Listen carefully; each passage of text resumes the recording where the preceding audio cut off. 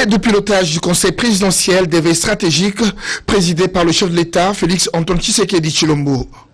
Autour de lui, le Premier ministre Ilunga Ilunkamba, le vice-premier ministre, ministre du Budget et sa collègue du Plan, ainsi que le ministre des Finances, ont échangé avec le président de la République au sujet du Conseil présidentiel des veilles stratégiques en présence de son directeur de cabinet ad intérim, du directeur de cabinet adjoint et du coordonnateur François Mwamba Tshishimbi.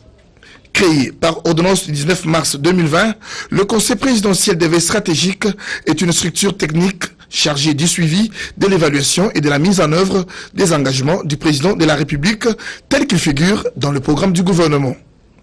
Après une année et demie d'exercice du pouvoir, l'heure est venue d'évaluer les niveaux d'exécution et des promesses faites par le président de la République en vue de rectifier les tirs. Les membres du comité de pilotage ont reçu du chef de l'État les instructions claires et précises sur leur travail. Le Conseil présidentiel des veilles stratégiques fonctionne avec 3 organes, à savoir le comité de pilotage, la coordination et le comité technique et de stratégie. Il est placé sous l'autorité directe du président de la République. Dans les territoires de Demba et Moueka, dans les limites des 2 Kasaï, les élus montent au créneau et dénoncent l'insécurité longtemps décriée par leurs électeurs. Conduit par le sénateur Évariste Bochab, le caucus des parlementaires du Kasaï, accompagné du gouverneur Dieudonné Piémé, est venu sensibiliser le chef du gouvernement, Ilunga Ilunkamba. Mais il y a aussi une situation particulière dans les limites entre les 2 provinces, particulièrement dans les territoires de Demba et Moueka. Il était donc question de sensibiliser le chef du gouvernement à cet effet, afin qu'il n'y ait plus de mort d'hommes. Nous avons parlé des infrastructures, étant donné que la plupart des chefs-lieux de territoire des 7 provinces sont confrontés au sérieux problème des érosions. Et si on y prend garde, étant donné qu'on a déjà perdu beaucoup de bâtiments administratifs, la plupart des chefs-lieux de ces territoires plutôt risquent de disparaître, et même le chef-lieu de la province, qui est Chikapa. Reporté pour le 10 août prochain, le dossier de la rentrée des classes va à nouveau passer au Conseil des ministres du vendredi 7 août 2020.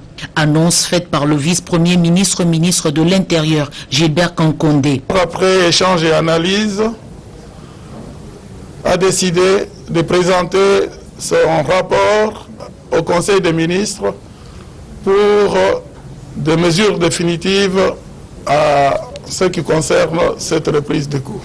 Ce qui a lieu de dire, c'est que par rapport à ce qui avait été fondamentalement annoncé, il y aura une reprise peut-être progressive de cours selon les niveaux atteints par les différents enseignements et selon les différentes localisations. La réunion du comité multisectoriel de riposte a réuni autour du chef du gouvernement tous les ministres des secteurs qui organisent des enseignements classiques et spécialisés.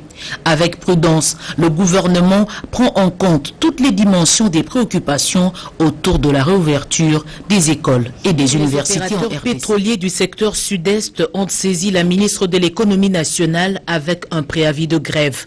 Ils sollicitent des mesures pour éviter ce qu'ils qualifient de décapitalisation de leurs entreprises.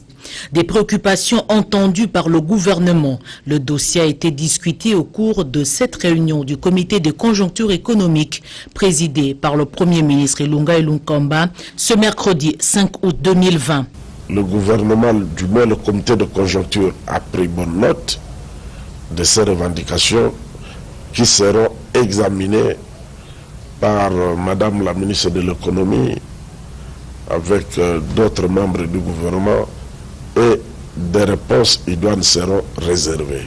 Concernant la stabilité du taux de change, la Banque centrale du Congo va poursuivre ses interventions sur le marché, a indiqué le vice-premier ministre, ministre du Budget, Jean Baudouin Maillot. La Banque centrale a fait des efforts pour stabiliser le taux de change. Il y a encore quelques poussées, certes, mais nous croyons que avec la poursuite de ces efforts, notamment avec le financement du secteur bancaire et même du secteur monétaire, avec 25 millions de dollars américains, nous croyons pouvoir stabiliser finalement ce cours d'échange, le taux du franc congolais. Mais il faut souligner que ça dépend aussi de notre civisme et de notre patriotisme. Donc l'effort se poursuit, tant au niveau de la Banque centrale qu'au niveau du gouvernement, dans la rationalisation de la dépense publique. Les mines continuent à bien se comporter sur le marché, notamment le cobalt. De la SADC pour sécuriser la partie est de la RDC ne seront pas modifiées. Ainsi en a décidé le Conseil des ministres de la SADC tenu ce mercredi 5 août à travers une visioconférence.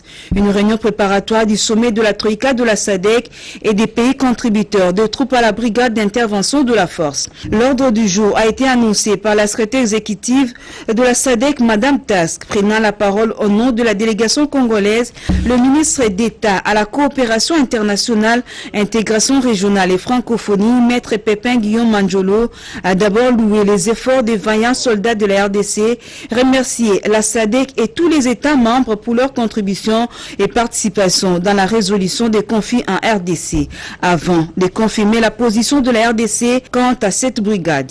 C'est une satisfaction pour la RDC. Le combat a été mené à la fois par la ministère des Affaires étrangères à travers les négociations qu'on a eues en amont et par les techniciens de la Défense à travers les ministres de la Défense lui-même ici présents, de sorte qu'aujourd'hui, par rapport aux troupes d'intervention de la partie Est, la brigade d'intervention, comme on l'appelle, qui doit être reconfigurée, la RDC a décidé, sur orientation du chef de l'État et du gouvernement, de garder la formule de la SADC comme étant les socles du travail de la partie Est.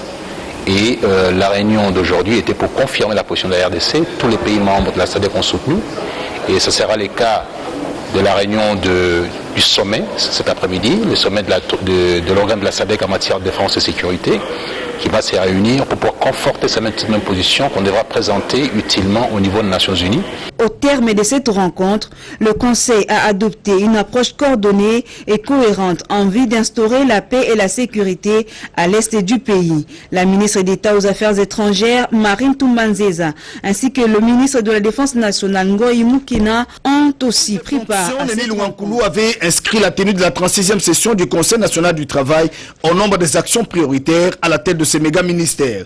Paris gagné ce mercredi 5 août 2020 avec l'ouverture à Rotana Hotel des travaux de la 36e session ordinaire du CNT. Une activité qui trouve son fondement dans les dispositions du Code du travail en son article 228. Les participants vont entre autres discuter sur la tension salariale, le projet de décret portant création, organisation et fonctionnement du Haut Conseil national du dialogue social. Devant ses collègues membres du gouvernement, des représentants de l'employeur et de l'intersyndicale, la ministre d'État, ministre de l'Emploi, Travail et Prévention sociale, Dr Néné Louankoulou a exhorté les participants à s'accorder pour des recommandations pertinentes aux questions importantes dès l'heure. Le décor de la 36e session du Conseil national du travail étant ainsi planté, j'invite ces membres à s'investir pleinement avec des échanges constructifs pour aborder la matière qui est assez abondante, à dépassionner les débats, à aller à l'essentiel et à capitaliser chaque contribution positive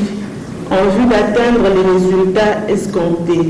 Elle a rendu un vibrant hommage au président de la République, Félix-Antoine Tshisekedi Tshilombo, qui place l'emploi et la protection des travailleurs au cœur de ses préoccupations, et au Premier ministre, chef du gouvernement Sylvestre Ilunga Ilunkamba, qui ne ménage aucun effort pour la matérialisation du programme gouvernemental. Tout en remerciant les membres de la commission aux travaux préparatoires pour la qualité de travail abattu, la ministre d'État a exhorté les participants à capitaliser chaque contribution pour atteindre les résultats attendus par tous. Bien avant, la secrétaire générale Angélique Izoum a rappelé à tous que la finalité de ces assises est d'examiner d'importantes matières liées à la tension salariale et de proposer un document devant régir le secteur de l'emploi. Pour le président de l'intersyndicale, Guy Kolela, lui plaide pour la mise en place des tribunaux du travail dans plusieurs villes du pays et sur la nécessité pour les participants à ces assises de réfléchir sur comment mobiliser les efforts du gouvernement en vue de répondre favorablement aux immenses problèmes de la masse laborieuse congolaise. Patricia Verenga, qui a parlé au nom du patronat congolais, a, elle, révélé les préoccupations de sa structure avant de demander à tous de mettre l'intérêt des travailleurs avant toute autre chose. Les participants vont travailler en commission et en plénière à l'Institut national de préparation professionnelle jusqu'au 13 août, date prévue pour la clôture des travaux. Après plusieurs mois de travaux de construction, enfin, le saut des moutons situé à la place Pompage Kisuka dans la commune d'Engaliema est ouvert momentanément au trafic. Geste salué par les usagers. Le trafic a repris sur le saut des moutons. Je suis content.